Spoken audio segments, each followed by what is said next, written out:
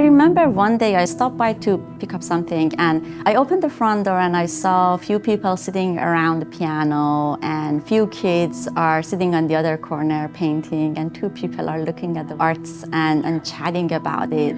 And my heart stopped for a second. I was like, that's exactly what we intended this place to be. A safe space for people to come, to gather, to talk, to share. The most rewarding thing is when folks feel listened to, people are connecting with one another, having conversations, asking really big questions, and really working through their emotions and sharing. A lot of times when people feel after leaving an event that they feel satiated or they feel fed or they felt like there's so much more possibility for them or even more hope for them to just move through the world as people. Those are also big reasons why I do the work. To hear someone's feedback and say, you've meant something to me, this program has meant something to me, I want it to continue for as long as possible, is really, really special.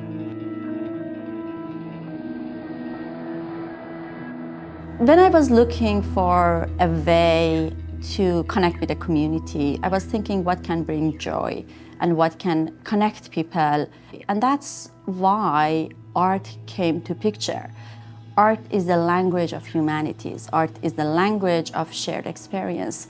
So not only it was important for me to people to be able to participate in an art activity together, but also how can art be a medium for people to know about different cultures and different people.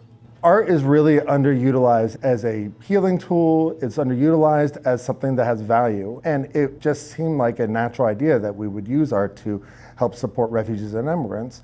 It's more universal than most things that people could explore together. And the idea that it hadn't been tried and that resources that were out there for refugees and immigrants weren't doing that, it seems like something worth doing, and frankly, it seems strange that it wasn't already being done. There's a lot of art organizations, but none that specifically seek to support immigrant refugee communities, and I think that's really key because they face particular challenges. And I think there's a lot of organizations that support immigrants and refugees, but they're more for settlement and for services as opposed to mental health, community building, and long-term personal growth.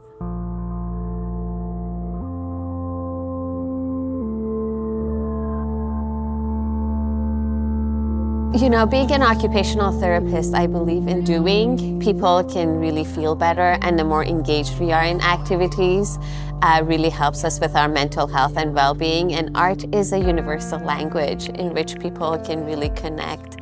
And you don't even need to have language skills to be able to participate. And it's not about the outcome, it's the process in this case.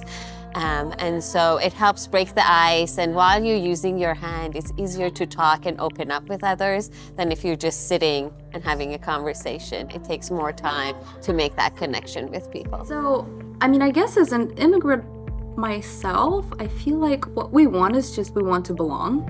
Everybody wants to be loved and welcomed. And what we're trying to do with the camp, and I try to do from year to year, is just to create an atmosphere where, kids can have fun creating something. And especially when you're making art and when you're in the moment, a lot of the fears just kind of disappear when you can enjoy and start opening up to other people. Being an immigrant myself, I think it really helps to come together with people from your own community. So it's pieces of home, but you're building a new community with people from your home that you can relate to and have some shared history with them. I believe that ARTogether will become a model that potentially will be propagated across the United States and potentially beyond. The more we understand refugees not as a liability, but as an asset to the culture that they're coming to and the culture that they are bringing. And that's how ARTogether will be able to thrive.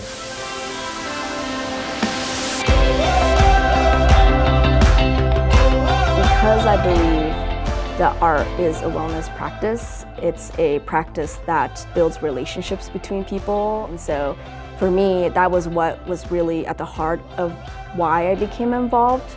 Was I saw an amazing team of people who were working in close community with people to build programs that were welcoming, that saw people, that reflected their stories and their experiences, and build a pathway into other communities in the Bay Area. I feel extremely grateful to people of ARTogether those who've been interning, volunteering, start working with our ARTogether, our partners, our funders, everybody who trusted an idea that didn't exist before. I don't know why I'm this lucky, but I feel blessed and I'm full of gratitude for all of people who made ARTogether what it is now and as it's growing.